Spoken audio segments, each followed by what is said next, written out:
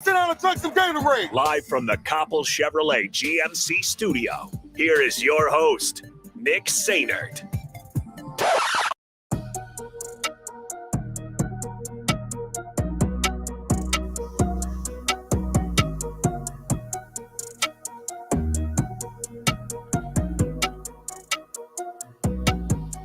Well, welcome into the High School Saturday Show, sponsored by Ambition Electric, providing quality and reliable electrical work for nearly 20 years. Contact Joe Davis for any of your electrical needs at 402-217-3415.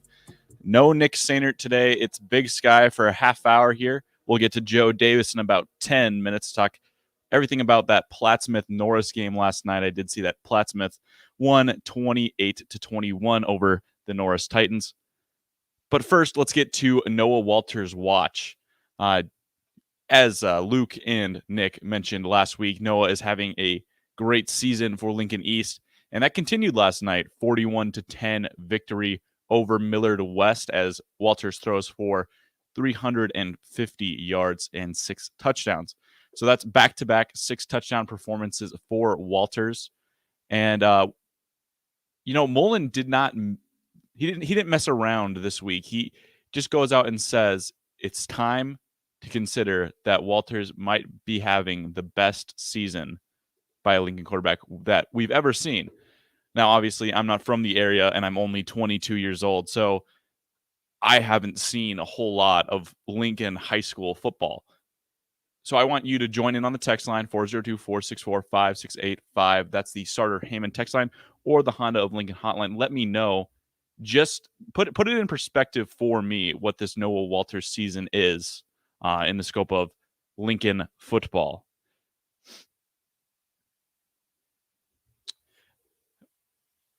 And we know that they run an air raid attack there at Lincoln East, but still every week it is stats that are just popping off the page for Noah Walters.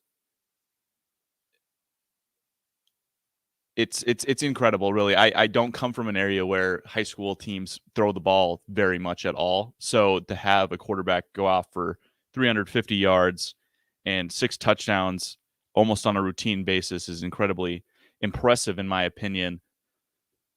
So it's something that amazes me. Some other games that happened last night, we have Lincoln High taking a 24-6 victory over Lincoln Northeast. Lincoln Southwest got a 62-16 win over Omaha South. That's a big win for Southwest. And Waverly, with quarterback back this week from injury, puts the boots to Beatrice 56-7. That's a team that Norris lost to last week, so it'll be interesting to see how Joe Davis feels about that game in particular. And then also just looking down the list here, as I said, Plattsmouth 28 over Norris 21. Crete drops a game 47-33 to Omaha Gross. Lincoln Christian beats Falls City 55-0.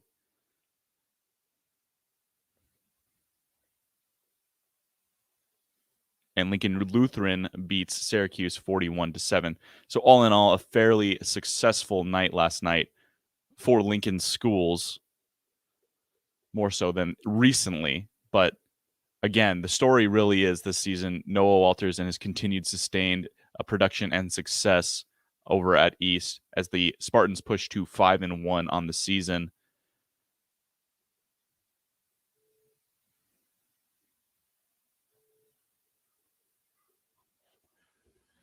We have a little bit of time here before we get to Joe Davis, so if you have any players you'd like to spotlight, shoot me a text on 402-464-5685. That's the Starter Heyman text line.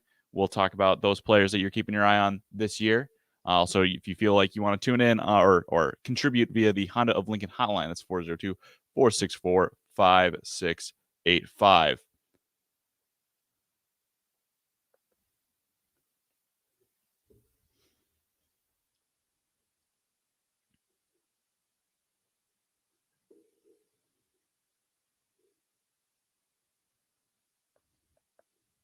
Lincoln Southeast won against Papillion La Vista. That's a team that I had a chance to see last year, Papillion La Vista. I saw a lot of Southeast last year. The Knights were a solid team. And, as they discussed last week, really struggling to, I guess, replace the production of McGinnis, Schneider, and some of those leaders that they had. They've also had some slow starts from some of their receivers. Malachi Coleman was a name that Nick really highlighted last week, and they're struggling to replace those high level talents in Tavion Thompson. Struggling to get the ball to Jake Applegate, and it looks like they had a somewhat of a get right game last night as Max Butenbeck runs for 2 second-half touchdowns. They also mentioned last week Max is having a rough go of it the last couple of weeks, so maybe he just got his legs back under him last night and was able to pull away and really make a I guess restate his claim on the running back title here in Lincoln. Jeremy on the text line says, the revolution of the air raid offense is about 10 to 12 years old. Noah is doing unprecedented things with football. I completely agree, Jeremy. I mean, the air raid offense has its pluses and drawbacks, but certainly what Walters is doing is producing in that offense at the highest level. There's no doubt about it that he's making the most of the scheme he is in. I don't talk about the scheme to detract from what he's doing. It's just something you have to put it into perspective a little bit. I think that's why a lot of times you see guys in the Mike Leach offense struggle to gain respect nationally in college football because of the offense that they're in. But we've seen guys like Patrick Mahomes. I'm not saying Noah Walters is Patrick Mahomes, but you see guys like Patrick Mahomes who play in that air raid offense, and they are great talents. So maybe that's a little bit more of what we're seeing out of Noah Walters is, he's in that system that's putting him to best use. They're making the most of his talents, and that's what you need. We do have a caller here on the Honda of Lincoln hotline.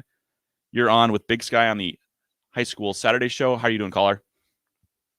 Good morning, Big Sky. It's Joe. Hey, Joe. How are you doing? Oh, I'm tired. Yeah, it was a rough game last night for Norris.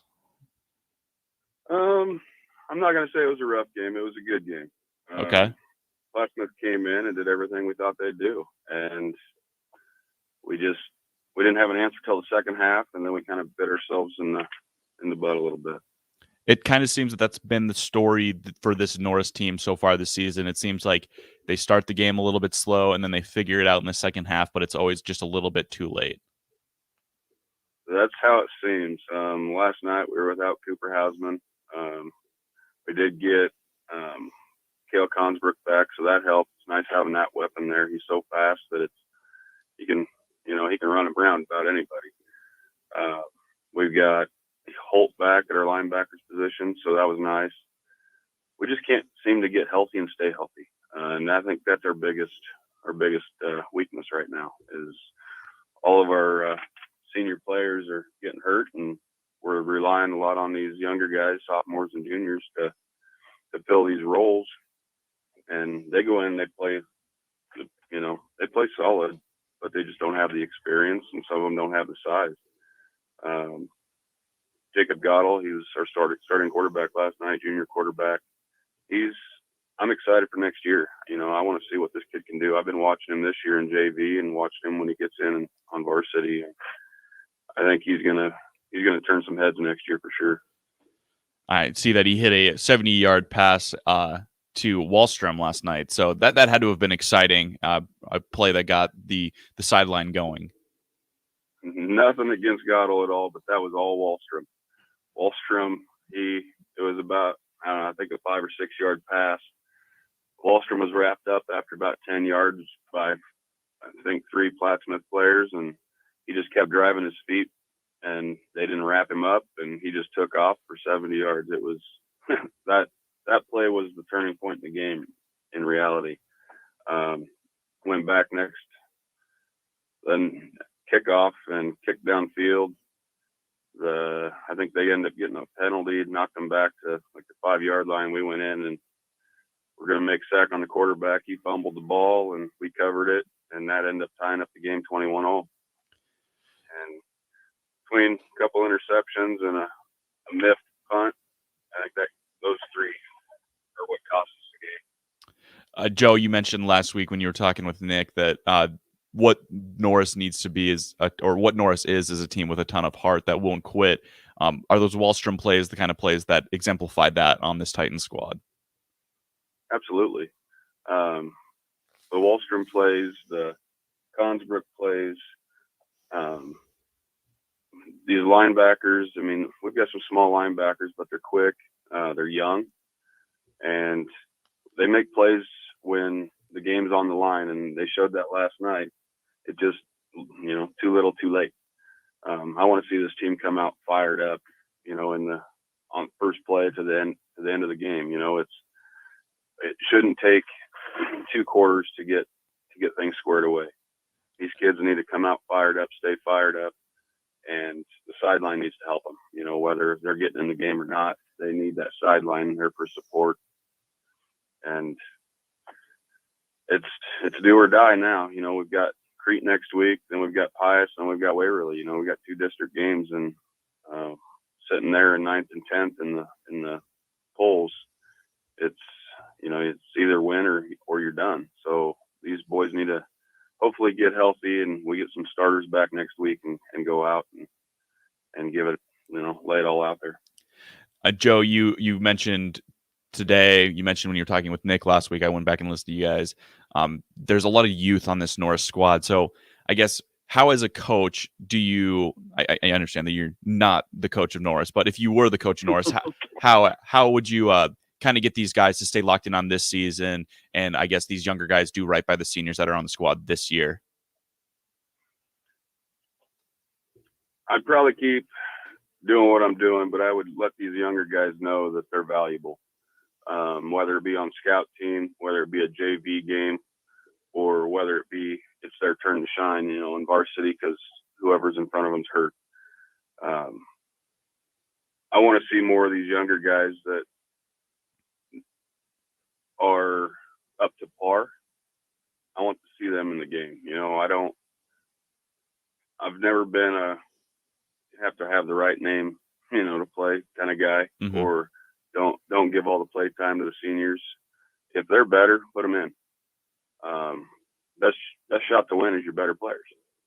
And the coaches are moving guys around quite a bit right now, and it's nice to see these younger guys. We had several younger defensive tackles get in there last night, and they made a huge impact. I want to see more of them, just because when they were in there, they did what they were supposed to do. We slowed down Meneses quite a bit in that second half, and a lot of that was them younger defensive tackles doing it. And then I guess it seems like Norris has played an undefeated team every week. How as a coach do you continue, or if you were the coach, how would you continue to motivate these guys? What would your message be to them? They're facing really great teams, and they're playing these teams close. It's just they can't get over the hump. It's kind of like Nebraska in these last couple of weeks. They've been playing 2 good teams, and they just can't get over the hump in the last quarter, in the last drive there. So what would your message be? It all starts today. The day after a game, you go in, you watch film, you come back to practice Monday, you should know the film. You should know what the next team's going to run. You should know where your mistakes were, and you need to be out there correcting them.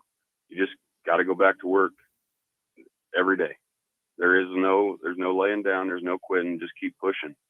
And like I said, right now it's do or die. We got to go in next week against Crete, and we got to put up a nice score. I mean, Crete's not a great team this year. They're pretty solid up front, but we've got to go in and we've got to lay the smack down on them. And then next week against Pius, we've got to do more of the same, even though they're out of district.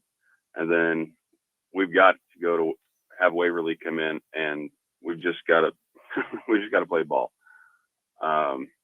These kids have more heart. I mean, watching these games, the last 6 games now, they've been down in most of the games except one, and they've come back, and they keep coming back. They don't stop. I mean, if we had a 5th quarter, the game might have been a different story last night. It was just one drive at the end of the game, and that's all it took. When you fall behind, it's hard to come back. So they just need to come out firing. I mean, that's the big thing right now. And one thing that we talked about last time I was on, and you talked to Nick about last week, is Bennington exploited some weaknesses in the on the Norris team, and then Beatrice kind of went after those same weaknesses again. Is that what Plattsmouth tried to do last night, and has Norris fixed those, or are those weaknesses still kind of a Achilles heel for this Titans squad? I think they went to work on them this week. Like I said, when they changed out them interior defensive linemen, they slowed down the run, and they made that correction at halftime. Had they made it a little sooner, who knows what could have happened. But they put in these younger guys that are a little bit bigger, a little bit wider, and these younger guys have a lot more to fight for. They want more playing time, so they're going to keep fighting. And that kind of showed last night. So I think the coaches are on the right track. They're making the adjustments they need to stop that inside run, because that's where the weakness was. We've got fast linebackers. We've got fast corners to get in, stop the outside run. But then that inside run's been hurting us all season. And they've found ways to close it up, but it's usually a little too late. Joe, looking ahead at the Crete game, Crete lost to Omaha Gross last night, 47-33. Is this a gettable game for the Titans? Absolutely. I mean, if there's one thing that has stood out, every single game we've played has been gettable. There's just been some errors. There's been some, there's been a lot of mistakes, actually. But if the boys can come out fired up and clean up these penalties, these pointless penalties, these offsides, false starts, those are the little things that are going to matter against Crete. Crete doesn't usually have a lot of penalties on the line. They usually have some elsewhere, but not generally on the line. So if our line can stay strong and keep the snap count down, they're going to come out and they're going to be very competitive with Crete. Where do you think that this Titan squad matches up best against this Crete team? Is it going to be on the lines? Is it going to be in the skill positions? Where do you feel like the Titans might have the advantage that they want to exploit?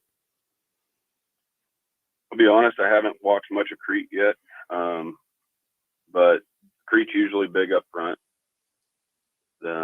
Norris hasn't been very big up front in this year or past years, but I think where we're going to even out is with our backfield on the offense and our corners on defense. We just got the speed and we've got the talent. On defense we got Cooper Spalding, who is like the Energizer Bunny. That dude never quits. On offense we've got Consbrook, who hopefully Hausman's back. And we just got a fast backfield, and we just need to utilize it, and hopefully our line can gain 20 pounds this week and give Cooper and Consbrook time to get out, get moving, and give Hausman time to throw. Looking at the box score from last night, Crete scored on all runs until their final touchdown, which was when they were playing behind, trying to get back into the game at the end. Does that alarm you, given you mentioned that the inside run has been a weakness for the North squad this season? No, it doesn't. After seeing what I've seen last night and the adjustments that the coaches made at halftime, I'm hopeful that they're paying attention to the film and they know that Crete likes to run the ball, and they're going to basically start the game the way they finished, with the big DTs and the speed on the outside to contain it.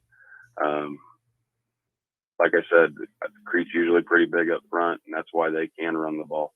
So our interior linemen need to be ready to fight for 48 minutes. And then looking ahead to your final district game against Waverly went out and beat Beatrice, who you guys played last week.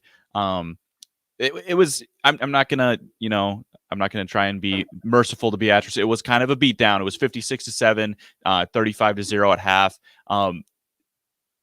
Looking ahead at that Waverly game, what do the Titans need to do to keep that game competitive, as they have every game this year, and pull out the upset against Waverly?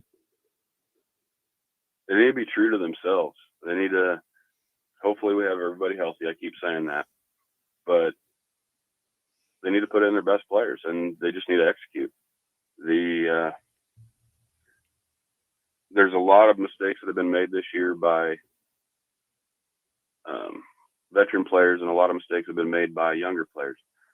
They've got to clean those up, both sides. They've got to stay true to who they are. Give Cooper Hausman time to throw the ball. That's the big thing. And, just go out and play. I mean, it'll be the last game of the season minus playoffs, and there's nothing, there's nothing to lose. You got to go out there and play ball. And I've said it before, this is Class B. Anything can happen any given week. I mean, it's not like Class A where you can go in the game and kind of pinpoint who's going to win before the game starts. Class B is always a coin flip. I mean, we've seen it last year. We're seeing it more this year, that there's teams that, like Waverly right now, who would have thought they would have, 2 losses already? They're a solid team. And we go out, and who would have thought we'd be 4 losses right now? Not me. I've seen a lot. There's just so many things that can go right and so many things that can go wrong. And the guys just need to keep their head up when things go wrong, and they need to calm down when things are going right, because getting too fired up is also not a good thing all the time. And then, Joe, before I let you go, do we have a prediction for Nebraska Northwestern today? I'm going to say Nebraska 42, Northwestern 17. I think Husker Nation would be pleased with that one. It'll be a good game no matter what. So always is against Northwestern. Joe, thank you for taking time out of your day for us. Thanks, Blue Sky. You guys have a great day. You as well. Thank you, Joe. He's not a coach, but I asked him to be a little bit in the mindset of a coach today, and he sounded like one. Execution, execution, execution was the mantra from Joe today for that Norris squad. And, listening to him, can't help but notice some of the similarities with that Nebraska squad that we've seen. He mentions that they just got to clean up the mistakes, and they've been in every game this year, and that's kind of what you're seeing out of that Nebraska squad. So it's interesting that both teams that wear the block in are kind of having some of the same bugaboos this year. And then I guess going back over to Sterling watch, we've seen some crazy box scores from Sterling, and as Nick mentioned, don't often get to see stats from the Sterling squad, but Wyatt Rath carried the ball 5 times for 181 yards to lead the Sterling Jets past Dorchester 60-16.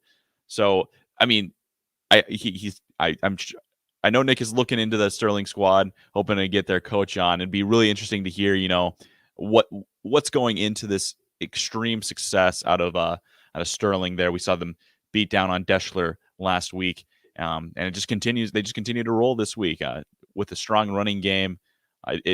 It's just your classic, small town Nebraska football right there. Run the ball. It's on the shirts at Shields where I work. Run the dang ball, and that's what Sterling's doing for their success this year. And then looking over at some of the juggernauts in Omaha, Jeremy from the text line says, Bellevue West won 72-0 last night over Omaha Northwest. LJ Richardson, who last week committed to Wyoming, had 3 touchdowns, and he didn't play at all in the second half, save for 1 series. Caden Helms, the tight end, had a kickoff return. He's committed to Oklahoma, and the Huskies only had 6 total first downs, gained 2 via penalty. So, Bellevue West continues to be a juggernaut in the state. Lincoln East, Noah Walters continues to be a successful story here in Lincoln. So it's just been much of the same throughout this week 6 here in Nebraska high school football.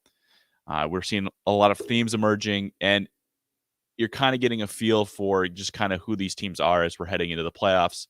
So it'll be interesting to continue to watch each of these Class A schools from Lincoln as they play a game, adjust to a new opponent, not really tweaking their offensive schemes very much. So again, just really fun football. I'm from Montana. We run the ball a lot. It's a lot more of that that smaller town atmosphere, even up at the Class A level that my high school is at. So just seeing some of these explosive passing offenses and some exciting plays, it's really fun to watch. But that's going to be all we have for today on the High School Saturday Show. Be sure to tune in around 4 o'clock for the Husker pregame show. It's going to be here in the studio with Connor Happer, Tom, Jake, All those guys are going to be in, giving you everything you need to know before the Northwestern game. And then after the game, we're going to be doing a shorter combined show. We're not going out to Tanner's tonight. We're just doing it here in studio, hour and a half for the post-game show. Hopefully talking to you guys about a Husker win after this. So be sure to tune in next week as Nick gives you the fill on High School Saturday. And go Huskers.